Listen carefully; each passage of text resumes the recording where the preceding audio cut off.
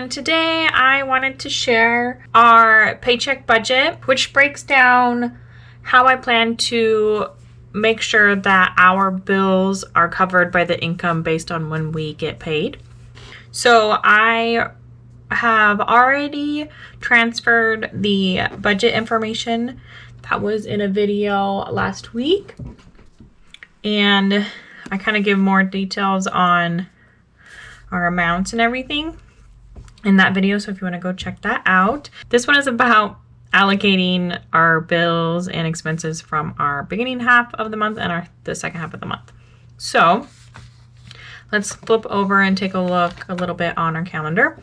And I wrote in our paydays along with when all the major bills are due. We get paid 4 times. So 2 of these are my husband and 2 of them are mine. And we are paid twice a month.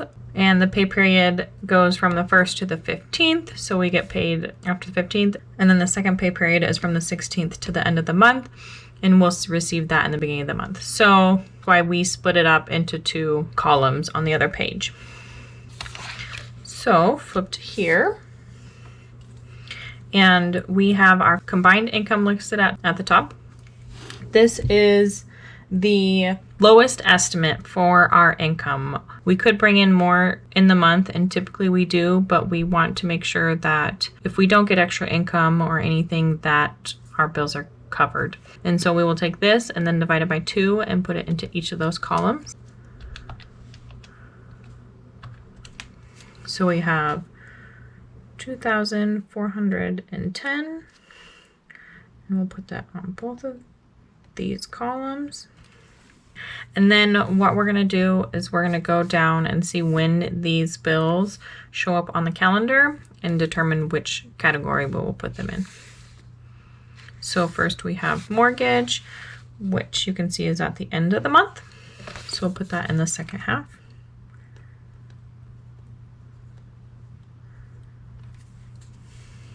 Next we have RAV4, that is also at the end of the month.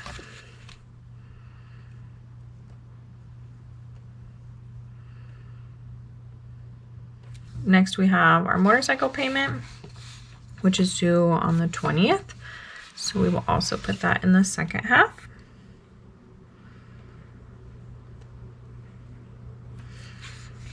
Don't judge my writing on this side. The coil is really hard to write with. Okay, next we have braces, which is in the beginning of the month. So we put that in the first column.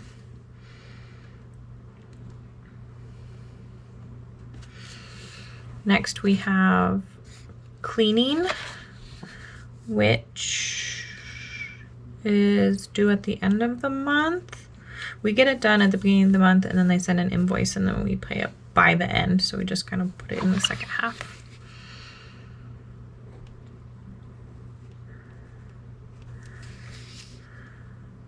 Phone is in the second half also, right there on the 29th.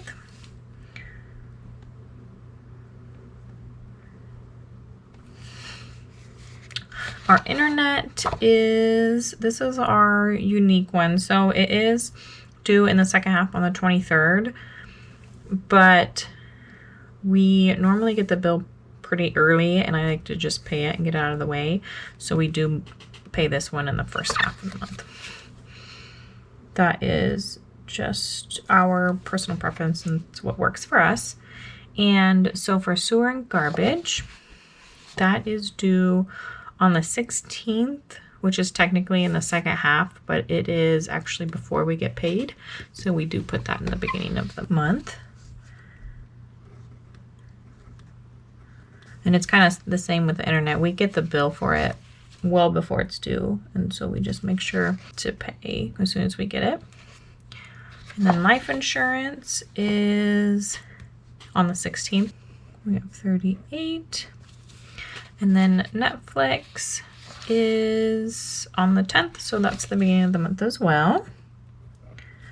Okay, so now we will just add our fixed expenses for the first half of the month and for the second half of the month. So we have 189 plus 75 plus 68, 38, and 10. So we have 380.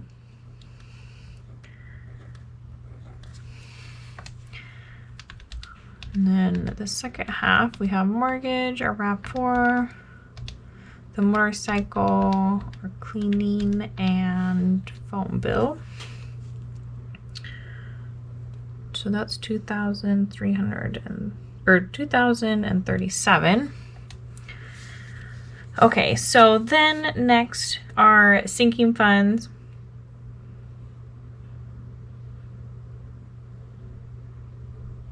Oh, I messed this up. Those actually go over there.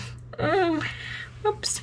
So our sinking funds total, we actually put 1,516, and we're just going to cross those off. So out of this, we're going to pull the 67 for the first half because that's when our electric is due. It is right here on the 13th. So we will pull out the amount we need for our electric, and then we will pull out the total we have for our gas in our gas sinking fund. So that is 187. And then because we do purchase groceries throughout the month, and we tend to take a Costco trip in the very beginning of the month for our monthly groceries, we do pull that full amount at the beginning of the month. So, and then that's the same with the restaurant. We just don't know what days we're going to go to the restaurant or use eating out money. So we pull that from the first half of the month so that we have it and don't have to worry about it. And then this total is 67 plus 187 plus 55 plus 75. So 879 will go towards variable expenses for the first half of the month. And we usually wait to do the extra debt payment until the end of the month, just in case we have an emergency that comes in or we're able to actually add more. We just kind of wait to do a big lump sum for us. It's just kind of a safety net. We do have an emergency fund, but we tend to not want to pull that if we're able to use the income that we've received for the month. So now what we'll do is we will take our income for the first half of the month minus our fixed expenses and minus our variable expenses to give us how much we have left over just for the first half.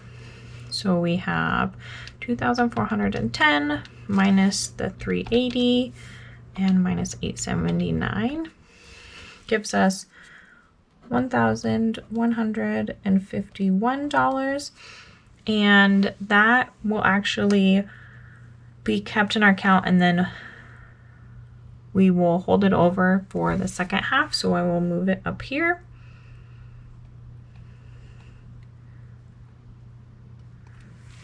And that is because, as you can see, our fixed expenses for the second half is much heavier than our first half. And so we want to keep, or we need to keep, a lot of our income from our first half to cover our second half expenses. That's why we like to do this, so that we know how much to save for the second half. And so we don't see it in our bank account and be like, oh, we can spend that, or oh, we can do this with that, when we know that it will need to cover the second half. So we already added up the fixed expenses, and then for variable expenses, we have that sinking fund. So the total amount for the month that we're going to put towards our sinking funds is $1,516. But we've already taken out this amount, so we will just do the remaining.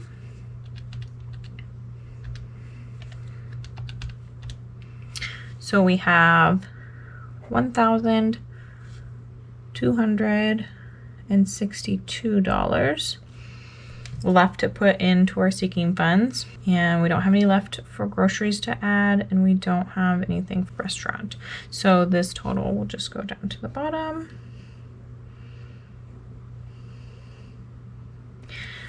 And then we have 262 for the extra debt that we will pay at the end of the month if nothing comes up. So we'll take our income that we received in the second half, and then the amount we saved from the first half, and then we will subtract our total for fixed expenses. Oops.